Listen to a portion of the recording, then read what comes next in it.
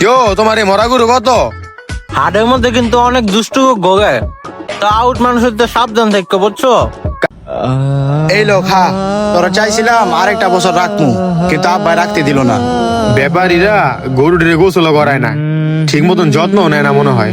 কি নোংরা অবস্থা, কিন্তু মুছে না দেখলে। এই গরুটা ভাল লাগছে, কালারটাও সুন্দর আছে। এই মামা, গরুর দাম কত এটা? 1,80,000। কি কোন 180? এই দাম হইলে গরু বেচতে পারবেন? আল্লাহ হাটে পড়ছে গরু বেচতে, উল্টা পাল্টা দাম চাখালি। কেউ তোমার এই মরা গরু কত? শৈলী দিয়ে কিছুই নাকি, সব খেয়ালাইছে। কি কোন মিয়া মরা গরু, নিজের হাত দিয়া কষ্ট মষ্ট করে পাইলা বড় করছি। আরে মামা সে তোকে তোমার লাগে মজা করলাম। আচ্ছা মামা বাদ দাও, এখন কত হইলে বেচবা? এটা 150, মুলামুলি করলে 200।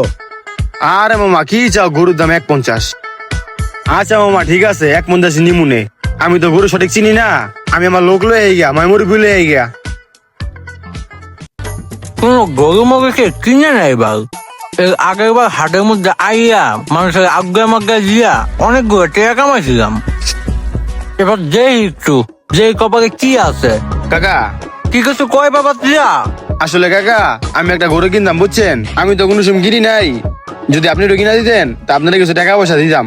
এমনিতে হাটের মধ্যে কোনো মানুষ পাই না। আচ্ছা দেখি তাকে চল যা।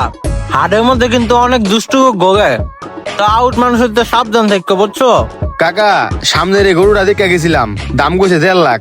আপনি একটু দেখেন, আমিও 1.5 লাখে রাজি হয়ে গেছি। আচ্ছা গরু তো সুন্দরই গইছো। শোনো গরুটা সুস্থ মুস্ত আছে, একটু আড়াই ওটা দেখো, দেখতে তো ভালোই দেখা যায়। ভাই বান্ডা খুইলা দেন, আড়াই মাড়াই দেখি। কাকাই কইলো গরুটা সুস্থ আছে কিনা দেখতে।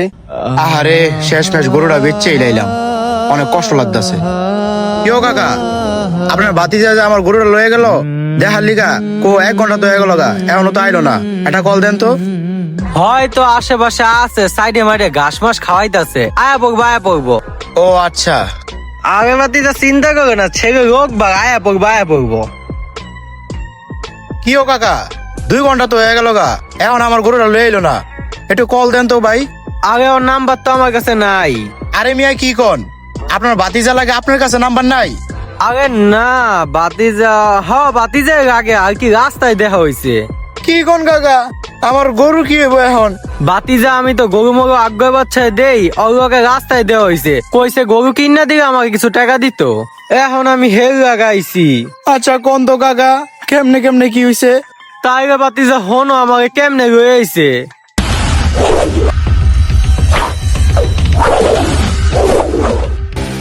আমাদের আশেপাশে এরকম অনেক প্রতারক আছে যারা হাটের মধ্যে ফাঁদ পেতে বসে থাকে মানুষকে প্রতারণা করার জন্য। তো সবাই এরকম প্রতারকের হাত থেকে সাবধানে থাকবেন।